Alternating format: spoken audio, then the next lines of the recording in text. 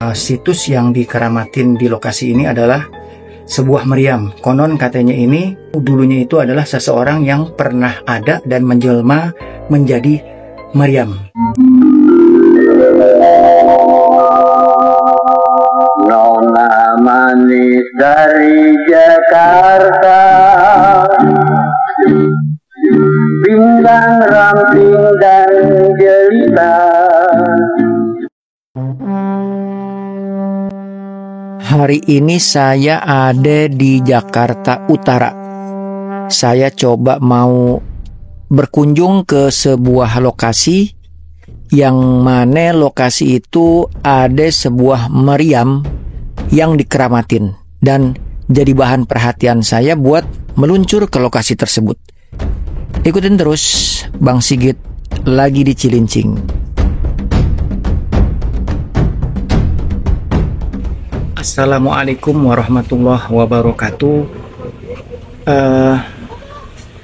Selamat pagi, selamat siang teman-teman penggemar sejarah Bang Sigit yang ada di mana aja.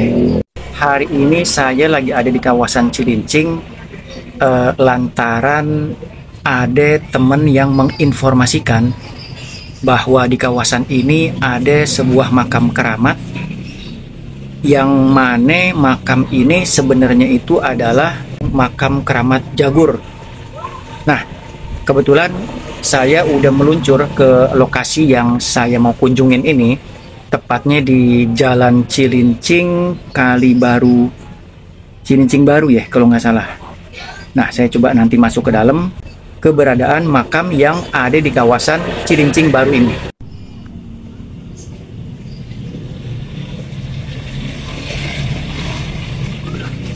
Saya udah ada di lokasi makam. Coba bismillahirrahmanirrahim, kita masuk. Lokasinya itu ada di dalam sebuah kamar, pintu pertama begitu masuk ke dalam gang kecil. Keramat Mbah siapa namanya ya? Coba kita baca Fatihah aja deh.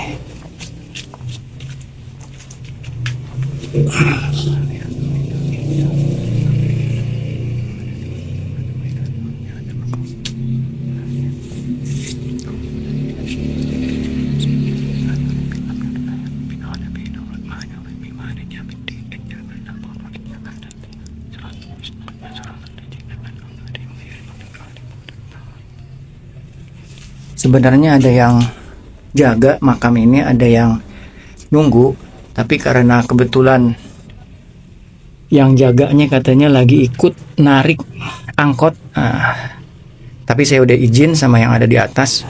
Saya coba masuk dan saya coba lihat makam yang keberadaannya itu katanya dulu adalah meriam si Jagur.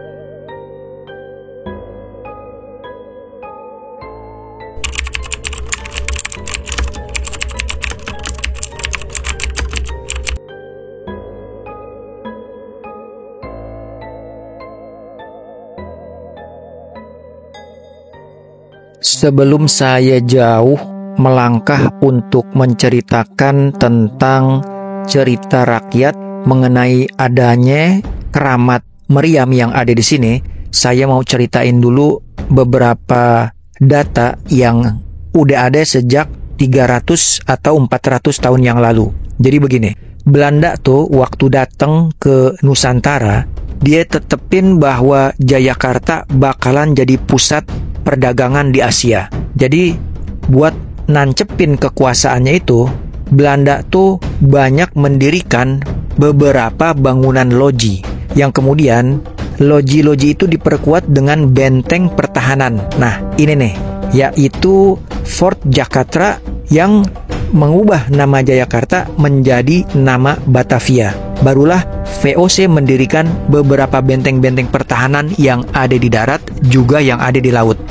Jadi, teman-teman penggemar sejarah, kalau dilihat dari adanya ini meriam yang dikeramatin di lokasi ini, ada kemungkinan memang dulu waktu VOC ngebangun banyak benteng dan beberapa tempat buat pertahanan, VOC atau Belanda itu memang memerlukan sebuah senjata. Nah, senjatanya itu yaitu meriam.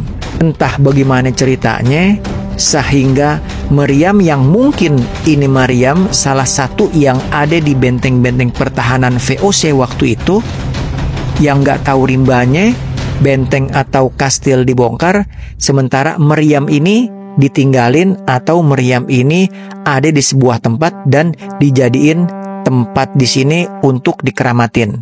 Jadi jangan salah arti kalau misalnya meriam ini adalah meriam keramat. Memang tradisi di masyarakat di Indonesia ini kebanyakan hal-hal yang seperti ini itu banyak yang dianggap keramat atau yang dikeramatin. Hanya cuman buat sekedar agar meriam atau bangunan-bangunan yang dikeramatin itu selamat dari tangan-tangan yang nggak bertanggung jawab. Artinya dengan dikeramatin, orang jadinya itu nggak berani macam-macam sama ini meriam.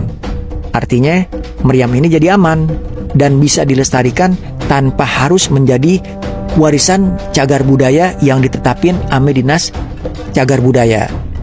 Jadi begitu.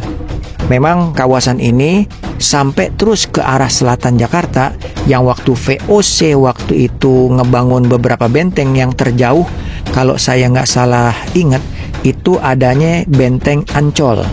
Dan itu yang terdekat dari wilayah ini. Ada kemungkinan meriam ini adalah salah satu dari senjata yang ada di bangunan pertahanan benteng yang tertinggal atau pernah dipindahin. Nah, untuk penjelasan bagaimana pernah ada cerita rakyatnya, setelah ini saya ceritain. Alhamdulillah saya udah coba berziarah atau mengunjungi sebuah situs yang ada di daerah Cilincing Baru ini. Dan memang situs yang dikeramatin di lokasi ini adalah sebuah meriam. Konon katanya ini adalah petilasan atau dulunya itu adalah seseorang yang pernah ada dan menjelma menjadi meriam. Selengkapnya nanti coba saya ceritain ya. Kalau dari cerita turun-temurun yang bisa saya simpulin, ini ada sebuah mitos yang mana cerita itu diceritain dari orang tua ke orang tua sampai saat ini, di mana meriam yang dikeramatin itu berada. Jadi begini, dulu di situ di daerah sini ada nenek-nenek, namanya itu Mbah Sukarti. Konon dia rajin banget sembayang, dia rajin banget ibadah, sampai-sampai dia kagak mau ninggalin rumahnya apapun yang terjadi. Itulah Mbah Sukarti yang pernah nempatin lokasi ini. Pada satu ketika Mbah Sukarti meninggal dunia, dan meninggalnya itu di dalam kamar ini.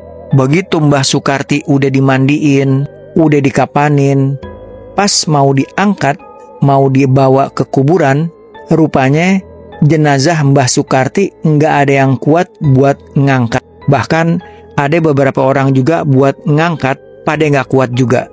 Lalu pas dibuka, ternyata jenazah Mbah Sukarti itu berubah jadi meriam yang sekarang ada di lokasi ini. Makanya di situ dibuat seperti pusara kuburan dan dikasih kelambu layaknya pemakaman yang dikeramatin.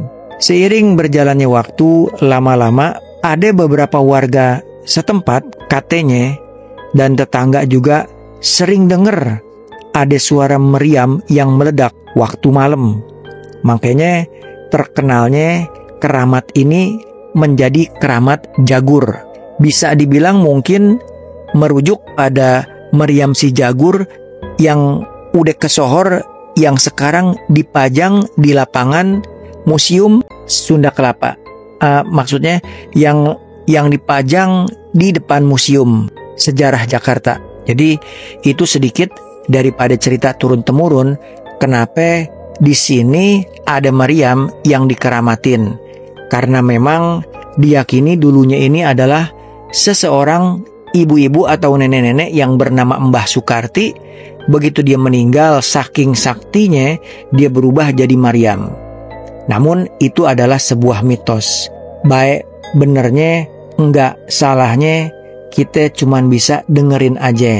Nah, sedikit kesimpulan yang mau saya sampaikan di sini bahwa memang kawasan Cilincing dan sekitarnya, Marunda, terus sampai ke arah selatan, yaitu kawasan Jalan Pangeran Jayakarta sekarang, Ancol, sampai ke Harmoni, itu banyak banget benteng-benteng Belanda yang dibangun sebagai benteng pertahanan VOC waktu itu.